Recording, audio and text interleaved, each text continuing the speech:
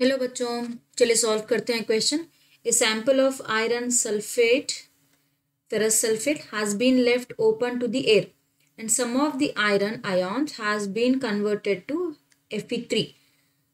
4.2 gram of the impure sample were dissolved in a total of 250 cm cube water and dilute sulfuric acid. 25 cm cube portion of this solution जो 250 हमने बनाया था उसी में से 25 ml वहां से ले लिया है, was titrated with a solution of potassium dichromate. The concentration of dichromate ions in this solution was 0.1 mole per dm cube. तो ये क्या है, हमारी मोलारिटी है. The average volume used was 23.5 cm cube.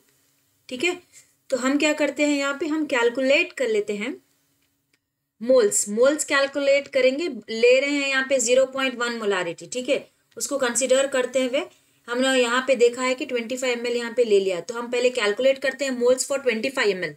Molarity यहाँ पे दी गई है. ठीक है, तो कंसिडर कर लेते हैं हम. देखिए, अब अगर हम यहाँ पे लेते हैं,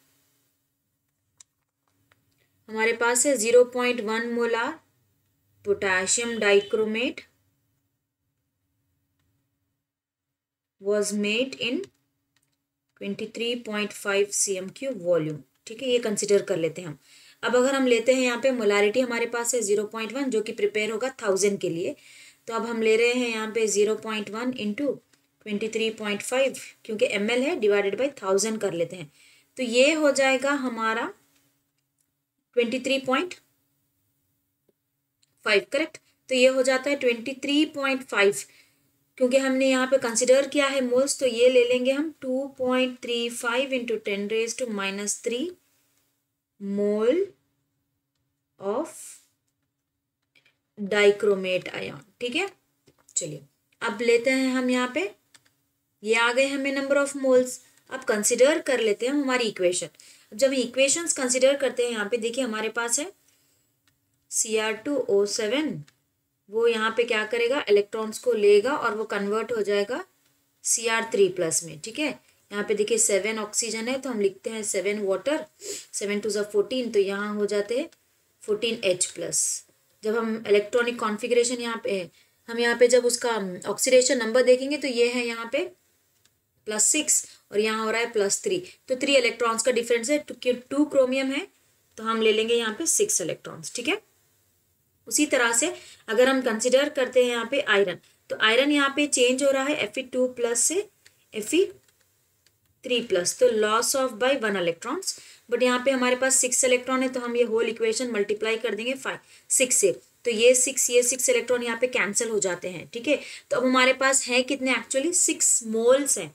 तो इक्वेशन हमारी हो जाती है Cr2O7 2- plus 6Fe2+ plus 14H+ gives 2Cr3+ 6Fe3+ plus 7H2O. ठीक है, अब अगर हम यहाँ पे कंसिडर कर लेते हैं, देखिए अब अगर हम ले रहे हैं therefore, तो हम यहाँ पे कंसिडर करते हैं नंबर ऑफ मोल्स. ठीक है, of Fe2+ in 25 cm cube. तो हमने वो कैलकुलेट कर लिया है. ठीक है, 25 cm क्यूब हमने लिया है, उसमें हमें आया है 2.35. ठीक है, अब हमारे पास मोल्स कितने हैं आयरन के, 6 हैं. तो हम क्या करेंगे, यहाँ पे मल्टीप्लाई कर लेते हैं. ठीक है, तो ये हो जाता है 2.35 इंटू 6 इंटू 10⁻³ तो ये हो गया 1.41 इंटू 10⁻³ मोल पर 25 cm क्यूब. अब हम कैलकुलेट करते हैं फॉर 250. हमारा सोल्यूशन था 250 का. ठीक है, तो यहाँ पे भी क्वेश्चन में पूछा गया है कि 250, तो हम ले लेते हैं यहाँ पे 250. तो अब हम कंसिडर कर रहे हैं 250 के लिए, तो हम यहाँ पे क्या करेंगे, जो भी आंसर आया है हम उसे 10 से मल्टीप्लाई कर देंगे. 10 इंटू 25 250 हो जाता है. तो देखिए अब 1.41 इंटू 10 इंटू 10⁻³ तो ये हो जाता है 1.41 इंटू 10⁻² मोल पर 250 cm3। तो हमारा आंसर रहेगा यहाँ पे 1.41 इंटू 10⁻⁻²। तो ऑप्शन सी हमारा यहाँ पे करेक्ट रहेगा।